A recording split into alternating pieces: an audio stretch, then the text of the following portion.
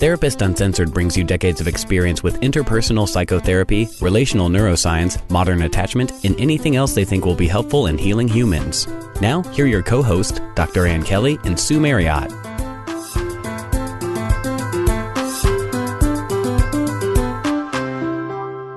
Hey, Sue Marriott. Hey, Ann Kelly. We've been saying we're going to start wrapping up season 5 for quite a while, and we're really going to do it. With this episode and the next, we really are going to draw season 5 to a close. And you know what's so damn exciting is that we're doing it at a time where we just hit 2 million downloads. Oh, I'm so glad you mentioned that. You're always so shy about sort of tooting our own horn, but this is a big one. So, hey, congratulations. You know what we did, guys? In celebration, we went out and bought new mics. Does it sound different? You know, one reason why it's easy to talk about the 2 million downloads is really, yes, I guess it is tooting our own horn, but really feels like the things we are covering, people really want to hear, want to know about, and what I really hope is making a difference. And it feels that way. So it's kind of exciting to stop and think about that. It really, really, really is. And with the letters and stuff that we get and the support we get is just amazing. And because we've covered so much territory in these last 5 years, today what we're going to be doing is trying to bring this together. So there's two things kind of that we do. We have a thread where it's Ann and I talking about integrating some of these ideas, and we have some ideas of our own that we'll talk about today. We'll kind of summarize what we've integrated, what the thread is that we've been talking about. And then we also bring in really respected experts. And not only does that connect you, the listener, with the source of these some of these ideas, which is super exciting. But it also continues to update our model. So then when we come back on, now we've integrated that. Sometimes we get books sent to us that are pre-published. So we really have our fingers on the pulse, our thumb on the pulse. The tip of our middle fingers was, I think, what you're supposed to do, on the pulse of kind of what's coming out. So that's exciting and fun. And today we're going to try to bring them together in a overview. Because we've covered so much, there's no way in one episode we're going to be able to summarize, like you said, from all the experts that we continue to grow from and how our thoughts have developed. But I think we're going to give it a shot. We're going to give a shot about doing an overview of the need to know. You know, obviously it's going to be a very brief, kind of consolidated overview on the need to know and how to deepen security inside yourself and building more secure relationships with others, you know, based on attachment, interpersonal neurobiology. The general relational sciences. Yes. Absolutely. So there'll be 3 big bullet points for today.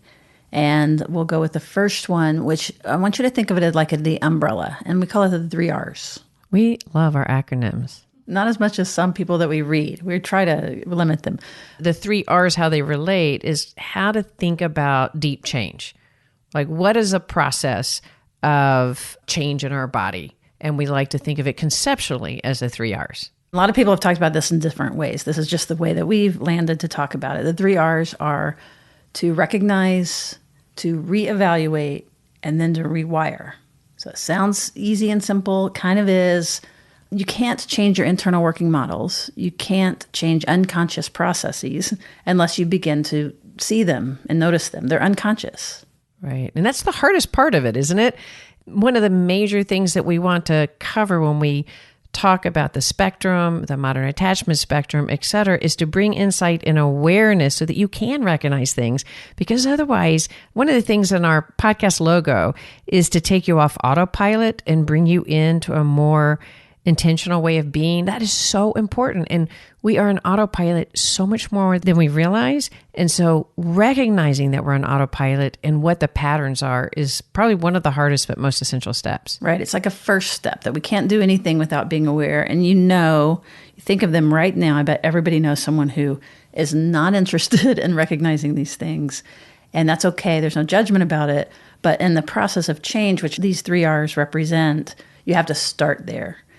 You know, all along there's been kind of this, I think we said it one time and then it kind of got picked up about light bulbs. So think of the light bulb as that's where it goes from unconscious to conscious, or it goes from like unformed to a formed thought. And again, that's the recognition. And by the way, sometimes that is really uncomfortable. Sometimes it's really exciting. It is. Sometimes we make the light bulb seem like bing, oh my gosh, I have this self-insight. But for me personally, sometimes like, oh God, I just recognize something I've been doing. And the worst part is when you recognize you've been doing it for a long time. That sucks, doesn't it? It's terrible. Then here's the trick, is then remembering that you recognized it, right? Because it goes away again. We have to remember these, oh God moments. But if we can recognize the oh God, but then realize that in doing so, it's actually going to really help us with the next step. Like if we don't go through that, oh God, that hurts, and getting feedback from other people or recognizing it in yourself can actually be one of the most important steps. That leads into the second R, which is to reevaluate. The recognize doesn't stop, so it's going to build on each other. So we keep recognizing because we keep having those moments. But the reevaluation process is when we begin to actually sort of map what's going on. And it's where we find our triggers. It's when we begin to get curious, like over responsiveness to certain things. Often when you begin to retell the stories from your early life and get more interested in those really important relationships then and in the relational process now. So the idea of reevaluation is that we begin to question our own story and update our narrative, learning new things. Because a lot of times when we begin to look at our story, a lot of times when you begin to look at the model, that usually the model that we got from, our early life is, if we're struggling with it, it's things that are not great about ourselves or about the world. The reevaluation is, okay, what of my old story do I want to keep? And what do I want to update to a more accurate model? I think it'd also be fair to say that reevaluation is also involved in how you might consequently rigidly see other people in an inaccurate way, right? You were saying that we have all this sort of like insecurity. The opposite can be true. We can have an over sense of security and really think we have it down and everybody else is a bunch of idiots, right? Recognizing that is a really hard, that's step one. And then the next step where you're saying reevaluate, to have to hold, because to hold that, you have to hold discomfort inside you. And that's a really hard thing to do. But then you have to sort of reevaluate, wait, if I run around thinking that I have it down and everybody else doesn't, and to really recognize that's a pattern of mine, start to understand where that come from, and thought, I really need to relook at that. Just that step, you can imagine what a change that could make if you did nothing else in your life, or if somebody in your life did that for you. Mm-hmm. Man, what a difference that makes. And Anna, it totally makes me think of the big power issues that, we can look at it at a societal level, whether it be white privilege or patriarchy, whatever it is, where that we have an investment in not seeing and not reevaluating. Right. So it's a big topic. And one of the things that we do like to do in our model is to really incorporate context and culture and power and things like that. And you'll kind of hear that throughout. So we've got recognize, we've got reevaluate, and then the last one is when we actually do the rewiring. And this is super exciting because it's not just a metaphor of rewiring our brain. Our brains actually change. You can change your brain to change your mind, to change your relationships. And all of those things are actually true. And some people really have like, why would I do this? I am who I am, and that actually isn't true, right? Like we can rewire. That is one of the most exciting things. And I think it gives hopefulness on a very deep level, both for ourselves individually and couples, that we can rewire in a way. Although so often we're trying to rewire the other person in our lives and get hopeful about that. The truth is, if we really can look at a problem? If we can look at our own rewiring and actually be invested in our own rewiring, we see how much we change our relationships. And that's something we have agency over. We really do impact and feel empowered in all relationships, even those ones that we feel that disempowered and stuck in. Just to give an example, these are typically where you're having new actual experiences. They're bottom up. Inside alone is not enough. We really actually have to have new safe experiences, be very uncomfortable, kind of be at that. Emotion typically has to be involved. What we're describing with the 3 R's is the path. So we're about halfway through this book that Ann and I are writing to kind of get these ideas out there a little bit more. So, there'll be different places where we're going to go into more detail about each of these things. So that's the umbrella, is the path. That's kind of your North Star. This is where we're going, and kind of the general path of how you get there.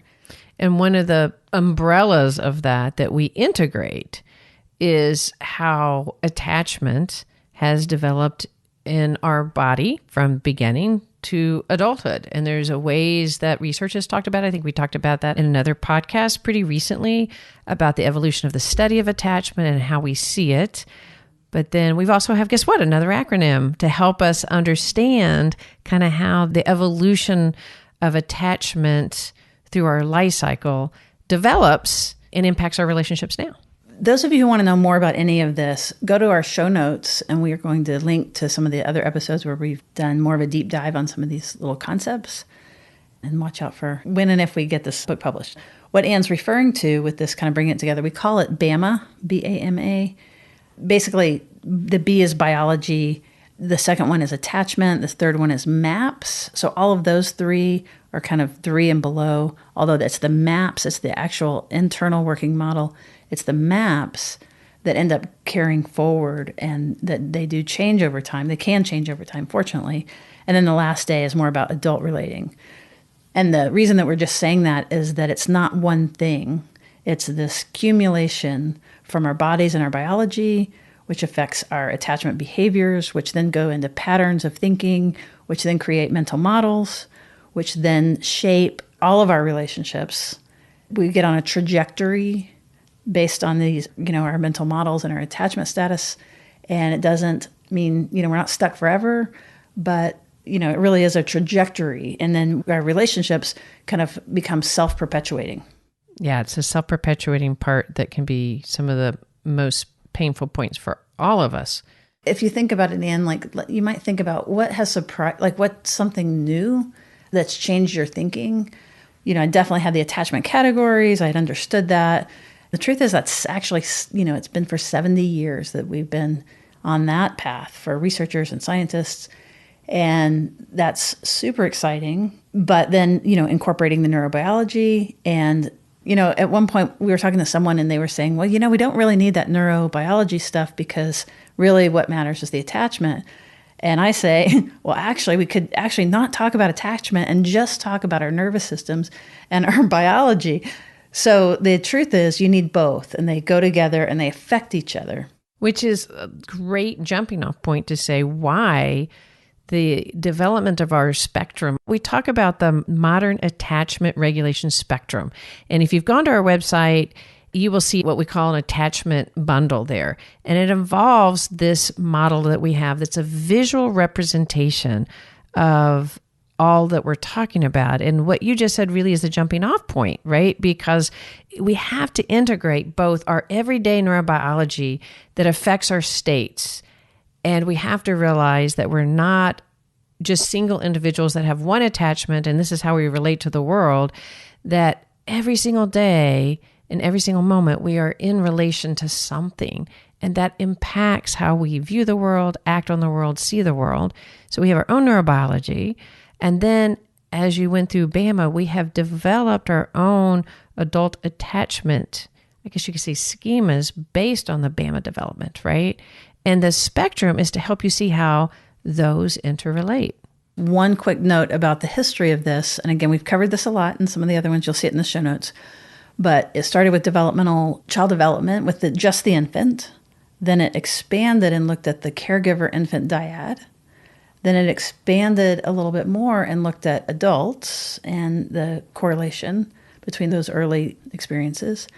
And then it expanded with social science into adult attachment and looking at that. And now what's really happening now is it's not just the romantic dyad or just the friendship dyad or what have you, that we're looking at more complex relationships, whether that be multiple partners or family units or communities, society, things like that, context and culture. I think what I just said sort of integrates several things around good point. Yeah, how it started with an individual and has landed in this sort of big way. And now we go back to the individual to really learn how to change it. Yeah, that's a great way of summarizing it. And that's part of one reason we decided that a visual image would be very helpful to people. And I've found it to be really helpful because it really is hard to hold all this information. First, we're learning all these things about ourselves, then about other people. But if we forget how they go together, how we respond and interact, and how we can trigger each other in really difficult ways, or we can really help each other develop a much more secure way of relating, It's a really powerful thing to see. Right, because it's very easy to kind of locate yourself on these spectrums. By using the colors and everything, we can look at just the biology, which is the state that you're in. So, for example, in any given moment, you might be more activated. People will hear polyvagal theory and affective co-regulation, the whole biology, the neural Wi-Fi part. What's cool about that is that at any given moment, it can move and it can change. And what we want to look at is what we want to do is be in the green, which is this integrated state. At times we get nervous, activated, and we call that kind of moving into the red. Where our sympathetic nervous system is getting activated. That's right. That's the fight, flight, freeze. Freeze as in sympathetic activation. Don't think of fighting with fists and fleeing and running. Think of getting defensive, shutting down, avoiding, going after someone, starting an argument. That's really what we mean by fight, flight. And then, if we tend to respond to stress, or if any given moment we're in this more withdrawn, you're less activated, your heart rate and everything actually goes down, your digestion goes down. It's a full body experience.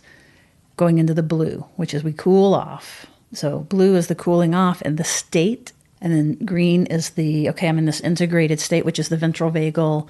Some people call it social engagement. And then the red is where we get more activated and we're on the ceiling, we're yelling, whatever. But one part of this is just the biology, and it can change like right now as you're listening and you were to do a quick scan. They might be getting going really slow because all this technical language maybe. Or what I was fantasizing about or imagining is that they were so excited that their heart was racing. It's like hanging on to our every word. But what's great about this is if you can begin to just notice your own state at any given particular moment by, again, recognizing it, then we can begin to move it a little bit. So if you find yourself more activated than you mean to be, there's things you can do to move back into regulation. And then if you find yourself not thinking kind of in that more puddly place, there are things, basically it's about action. You take action and you basically hit the accelerator just a little bit, and that will help get you out of that blue. It's not really a mood, it's like a state of being. Yep. So by recognizing our daily state or our moment-to-moment state, by being able to feel it, and one of the reasons we have the pictorial image of a continuum is to really highlight that we can move. So often we try to think of ourselves in categories, right? It's just the way our brain works. And attachment literature definitely falls onto that, right? You either fall in the green, you fall in the red, you fall in the blue, like a little bit like a dismissing. And so it's very categorical. Well, necessarily so, right? Because it was research. And with research, you need to split people. But what we're doing is we're looking at all the research and we're pulling it out to make it clinically useful and useful in real life. And also it's more intuitively I'm not just preoccupied. I'm preoccupied in certain circumstances, more or less preoccupied in a particular moment. So basically what we've learned about the biology is that once you begin to have these adaptations and these strategies, you begin to kind of lean towards a certain state. And if you stay in a state long enough, it can then begin to create these patterns, which switches us into actually talking about attachment and internal working models. Now, we can also track those on a continuum, the same continuum. We're going to keep the colors. So the attachment continuum, I want you to think of that, the green being secure. In every country, there's more secure than insecure, period. And in some countries, UK, we're going to give you a big shout out. Some of the research shows that there's 75% secure, which is awesome. So let's talk about the spectrum and how we integrate both the individual states, the internal working model, and how it relates to one another. Yeah, it's a lot of complex things to try to visualize. And if you're running or in your car or whatever, don't worry. We're going to have this in the show notes. But imagine a little bit of a spectrum of color, and it's gradiated. So the middle part of it is green. And then as it moves to the right, it turns red. And, it has a gradation. And then as it moves to the left, it turns darker blue. First, we're going to describe what it represents from a state perspective, which is the biology in your body. Which is also just the moment-to-moment kind of experience. Our moment-to-moment experience is basically our biology and how we respond as humans. And we are kind of respond in predictable ways when we feel safe versus as we get to be activated or feeling threatened and go into the red, which is our activated, more sympathetic response, which we all hit. Different things create that hit for us, but we all go into activated state where we hit the red, our heart rate goes up, our blood pulses. And it's not necessarily bad. And we're doing this actually all the time. We have a little bit of an accelerator when there's some activation, when we get interested in something, we go, That's true. Excited. When we're riding our bikes, when we're doing something challenging, sports, all those things. It's a positive thing. It's morally neutral that sometimes that activation looks like that. And sometimes the activation is in the fight flight that many of you are familiar with. And by fight flight, we're not meaning fists and running. What we mean is defensiveness, starting an argument, walking away, withdrawing, shutting down. But those things are done in an activated state. It's important to remember none of this is pathology. In fact, it's super healthy ways that we go about protecting ourselves and keeping us safe, or if it's excitement, keeping us interested and activated towards things that could be goal-oriented and things we need. So it's based on our biology that keeps us safe and it keeps us really functioning in the world. And then the blue is part of the parasympathetic nervous system where our body cools off and goes down. Right. It's the break. It's the break. And we have it on a continuum so that as we are seeing this and maybe utilizing, it reminds us that we can vary from moment to moment. Every day we can go from a red to a blue. Some of us more often, more frequently than others, but that it's a varied state. And it's a great reminder to help you remember that part that Sue was talking about earlier that says to recognize. So if you can just recognize in a day-to-day moment, like where you are in the continuum, what state you're in, just that awareness can really make a difference. Totally. Like even right now, as you're listening, you could do a quick x-ray and see if you can just notice anything. Just think in terms of color. Are you green? Or have you slowed down? Right. Are you a little blue? Slowing down to the blue because we're putting you to sleep.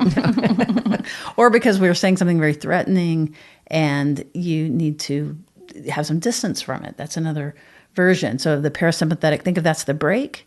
The red is the accelerator. And that green is when we have a nice kind of coasting space. That's the moment to moment. Now let's overlay that with the attachment science and internal working models. So we do all respond as human to go up and down, but based on our history, as we talked about in BAMA, and as we develop, our body adapts to what our environment is and learns to utilize the way of activation that helps you keep safe and secure or protects you in danger. So you start to develop more predictable, repetitive patterns. We don't just all run on that spectrum the same. Some of us visit more of the red and live more in the blue, or maybe we live a little bit more in the blue and we visit the red. Some of us, because of our history, have been able to kind of develop a deeper sense of security and find ourselves kind of living more in the green, the more secure place. The important part of this is that the reason we use colors is to depathologize. And that's a very important part of the whole spectrum is we don't want to pathologize, and using words sometimes like attachment disorder or preoccupied or dismissing. Sometimes that's a really hard thing to look at yourself or your spouse and saying you're being really dismissing. That doesn't always go well, but it really does help, and we found it very effective to be able to talk to yourself going, I'm feeling a bit blue or I'm feeling a bit red. It's a depathologizing way to say that we can recognize ourselves and where we're going, but it also is like, this is kind of where we live more. Through our life experience, we end up protecting ourselves in a more predictable way that's developed from an internal working model into how we develop an adult attachment. So on the spectrum, you're going to see little maps. And this is what we call your internal working model. But the truth is, you don't just live, and it doesn't just stay in one place. The good news we've discovered and what's really integrated in our model is that these maps can grow and develop throughout your lifetime. Absolutely. And so if you could see it visually, you've got the spectrum colors, and then we have a little push pin that pushes the map on, and you can have, the blue map and the green map and the red map.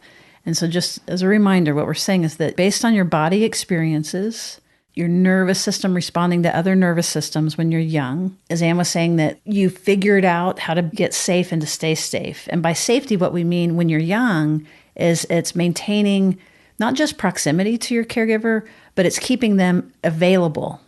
So in some cases, it's giving them space so they'll stay available, if that makes sense. That's part of what the blue's about. So that's the safety when we're young. With the states, as the states begin, just like Anne was saying, when they become a pattern, when we realize that, oh, if I go straight towards her, and again, this is not conscious. It cannot be conscious. This is all pre-3. So there's no way that you can think these things, except in retrospect, you can sort of make sense of your story. The body doesn't lie. So if you know that you relate more to the blue, and you want to describe some of the characteristics from an attachment standpoint, what the blue sounds like, just briefly. Somebody kind of living more in the blue. Someone living more in the blue tends to really, really rely mostly on themselves and trust themselves because the world hasn't been necessarily reliable, so they've learned to go within. And sometimes living a little bit too much in the blues, we don't seek help. We don't think we need help. And we've shut down our attachment system more than counting on it. And so it's really hard if you live in the blue to fill your own needs for things. You often could be either over caretaking of other people through caregiving a lot, but without much connection to yourself, or you kind of think, hey, I can handle it myself, so can you. But there's kind of a deactivation of the attachment system.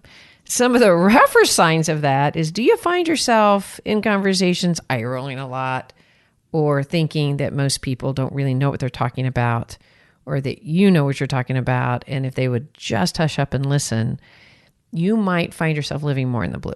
Or if you have an aversion to emotion and you want to quickly fix things and wrap it up, if people look super needy and you don't feel needy at all. And again, this has all been really detailed outlined in other podcasts, so we're just really going to touch on it.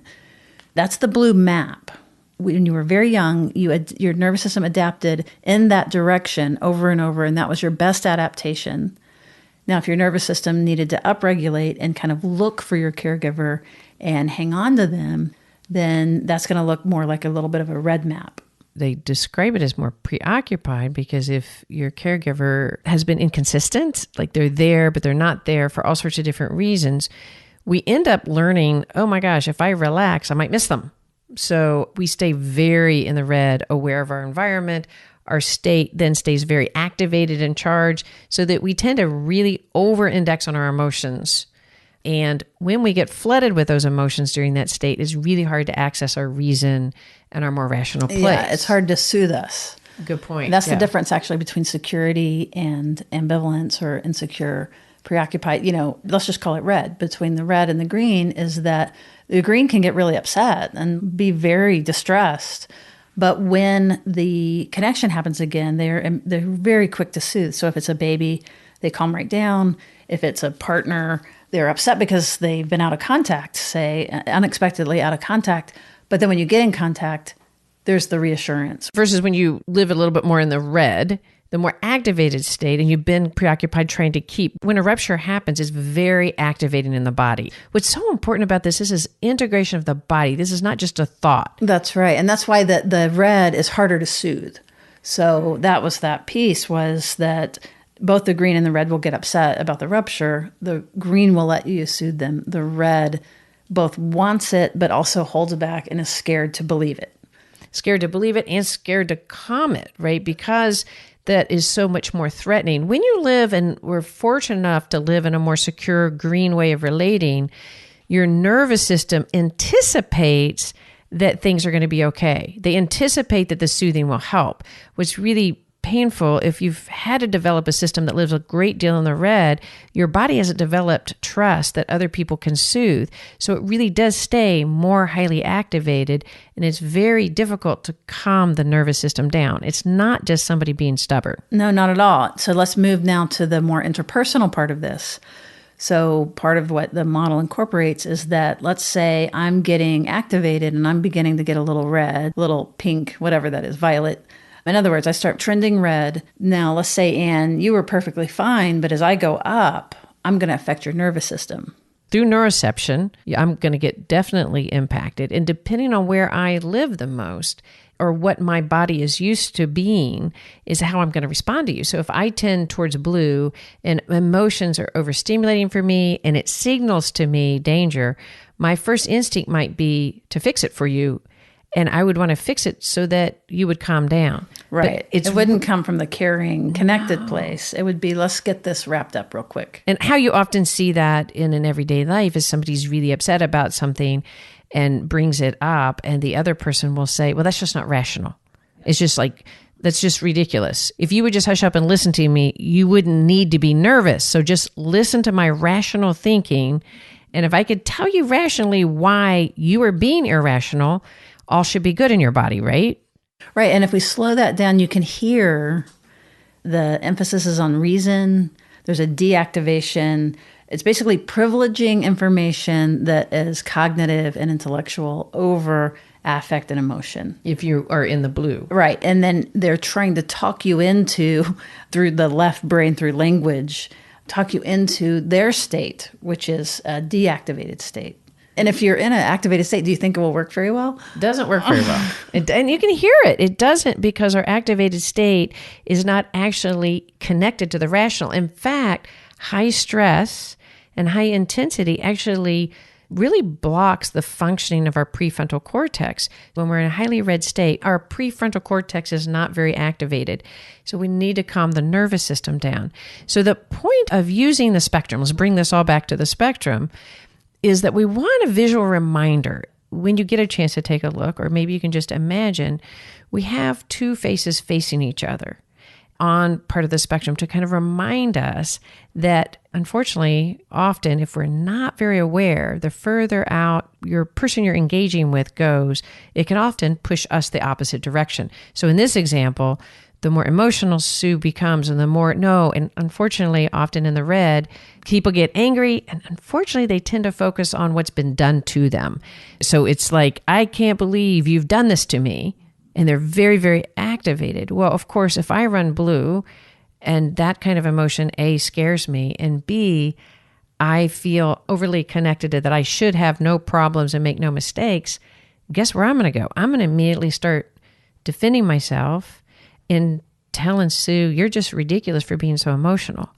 This is interpersonal neurobiology at work. This is neuroception. We're going back and forth, and how painful you can see how far out we can push one another. Yeah, this is, we call it neural Wi-Fi. We have this Bluetooth connection and we're massively impacting one another. Now, you had said if you lean towards the blue, the red might push you out further. On either of these things, when it's an extreme, the further out you get, even if you're pretty solidly green, you will begin to shift in the other direction, or at least into some what they call an insecure state. So security is in the green and around the green. It doesn't have to be perfectly green. That's secure. And then what they're calling insecure, which I don't know a better term for because of the pathology in it, is either of the poles, is either of the sides. And then one other point is the further out you get, the more you distort information. So being mad makes you stupid. And I don't mean that in a rude way, but it's actually true. Like you were saying, it shuts down your prefrontal cortex, and then you're not taking in all the information. You're taking in mostly information from your body and from your feelings. In that moment, you can't trust so much because it's over-indexing. And the same on the other side. So basically, it distorts how we perceive information coming in. When we're in a grounded, integrated, mind-body, left-right, up-down state, a balanced place, then that's where we can learn. And that's when we can say, like, even do the fine-tuning of our internal models. Empathy and compassion and perspective taking is very easy there. And so it's a very easy place to, like, update your model. When we're over on these other sides and we're in the colors, the learning shuts down. It's very hard to learn and to be reflective and to perspective take. And that's one of the reasons why you'll see in the image we use the sunglasses. And that is, like you're saying, the further out, the darker our sunglasses. And so we really do see everything through shades. Now, of course, this is important to realize, just like you mentioned earlier, even if you were lucky enough through culture and through your family environment to live more in the green, what's so important about us showing you this model is that things are going to push you out into deep red and deep blue. we're going to also want to touch base on tie-dye, but they will push you out. So just because even if I live in the green and you start saying, I can't believe you did this to me and you suck and you are highly activated, it's going to probably take a momentous effort for me not to first get extremely defensive, shut down, either go to the red myself, or if I'm more likely to drop blue. And so we want to recognize the states and how much it clouds us and get grounded. And then go, okay, wait, if I can get myself back to a secure way of relating, and that is in the green, which would be easier if I live there, what we want to do is really focus on strategies to get there, right? So that I might need a second to say, I am really overwhelmed. I have got to step out. You're really pissing me off. And I am like ready to throw a fit. But if I can bring myself into more of a regulated state, and I can only visualize myself coming back into the green. And some people talk about using the spectrum, and they literally say, they look at the colors and go, how do I move myself towards the green? Because what I really want to do is kill them. But it really does help remind you that you can. Yeah, what we really want to do when we're a little bit activated either direction is to change the other person. Right. And I think what I hear you saying, Ann, is if we can get that mirror up and recognize our own activation, and believe me, again, I'm a recovering blue, our lack of activation is also a sign. So if we can recognize everyone else is feeling something and I'm not, or everyone else is upset about this and I'm not, but that's a sign of activation. And then with the spectrum, it's like, okay, so if I know that I'm too cool, how do I warm up? And if I know that I'm too hot, how do I cool off? And there are specific strategies for, going red to green and blue to green. It's not always blue to green. You need to move from blue to a more activated state. So you go from not caring and shrugging to being pissed off, to being mad, which is good. It's better because it's a more engaged place. And then from there, hopefully moving back into the green with whoever that interaction's around. So that's the interactive part of this model, is that we really want you to be able to identify your state, what color you're feeling in that moment, have some insight and recognition of your map, which is where you're going to kind of trend, and then really know how to move it and know how to move it more to a secure, integrated place. And also recognize, again, the interactive part of this, how to move those that are closest to you, your children, your spouse, just those that are the closest to you, to recognize where their map really falls. And how do you help them move into a more green way of relating? Because oftentimes we overly attribute people having conscious control of that which they have none. And the truth is, the more out on the continuum we fall, the less, on both sides actually, we aren't able to have conscious control as much as we think. We get way too caught on the specific information of the offense that y'all are fighting about, and the rational parts. If you would just understand this, you wouldn't be mad anymore, but I'm screaming it and yelling it and defending myself. If we are that far out on the continuum, nothing good's going to happen. So it's good to recognize, to use it to even recognize two people having the spectrum on the refrigerator at times can have signs that they put for themselves. I am this far out when this is happening. So you can start actually having a visual representation to tell you when to back off. Yeah, this is what the whole "it's not me, it's my amygdala" is about. We're packing tons in here. And for long-term listeners, a lot of this will be familiar. Hopefully you're getting new perspectives and this said in a new way. If you're new to this is probably a lot, especially when we're describing something that you can't see. You don't have to wait for the book. There's already stuff. But actually before that, the attachment bundle has a lot of this. If you go through some of the podcast episodes, and again, we'll link some of those in the show notes, any of one of these concepts, we've probably expanded on it another time. So don't get overwhelmed. And believe it or not, as much as it could sound like we're doing this episode to advertise our course, we really are not, because I don't think anybody was thinking that. Well, I don't know. But the reason is just like we feel that passionately about what a difference it can make for you to really recognize what is going on inside you and those around you. And we've seen it be so important. And to see how predictable and human we all are, and to take a lot of the pathology out of these really predictable, painful spots we get in. And we want you to have hope. Oh my gosh, we really can move it when we really shift some things. So if you're up on the spectrum, those are organized places. You're organized secure, or you might be organized what they call insecure. Which means it's predictable. How you're It's going to predictable. respond That's right. to different stimuli is pretty predictable. Yeah, and that's powerfully true. Now, if you have a history of unresolved abuse, unresolved loss, if there's trauma, if there are overwhelming experiences, overwhelming to your nervous system, repeated, then you might not have had a chance to adapt in an organized way and to find a way of relating. And they call that disorganization / unresolved, meaning it's unresolved trauma. So all that means the tie-dye, we put that in there to show that there's not an organized system of responding to stress, and that the goal from tie-dye is to organize, just to organize. One reason we did the tie-dye, another way of calling it is also fearful avoidant. And it's a good way of understanding it. We both fear and want connection, but avoid it because we don't anticipate it going well.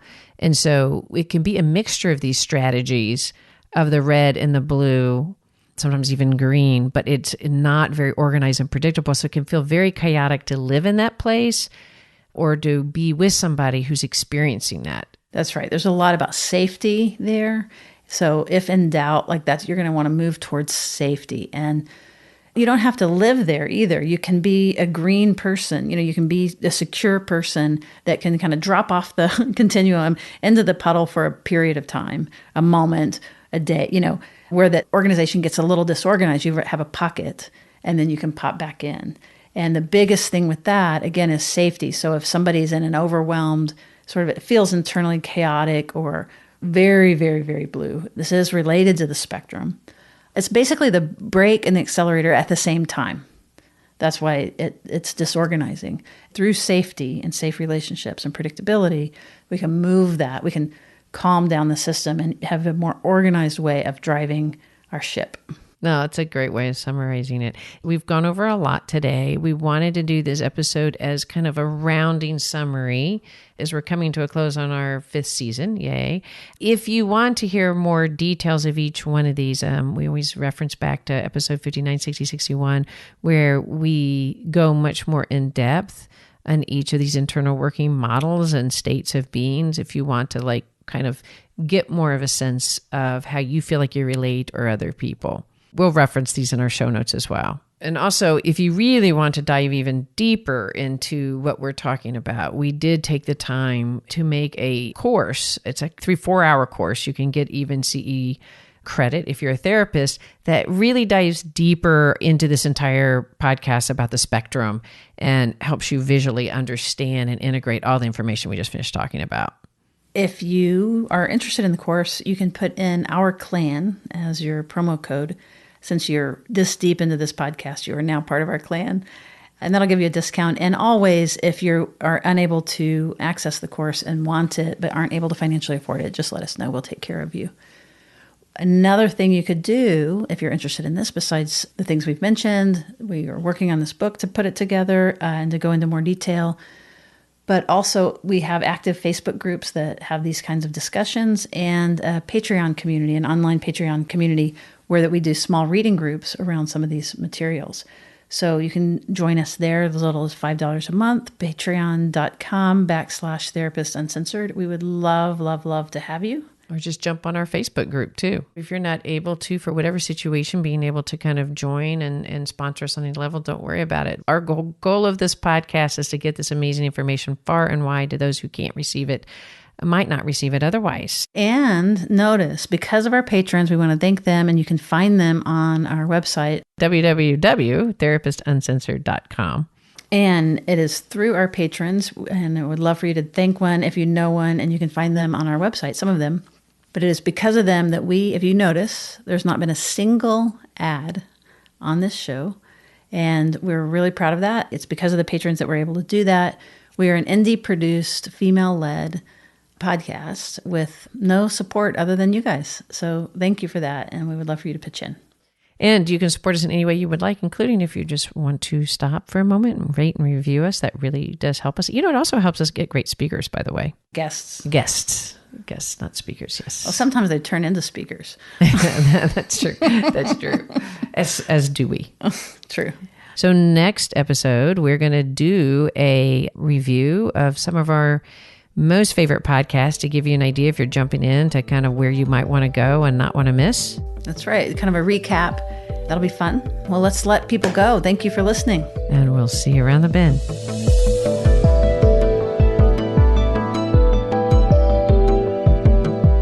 Therapist Uncensored is Ann Kelly and Sue Marriott. This podcast is edited by Jack Anderson.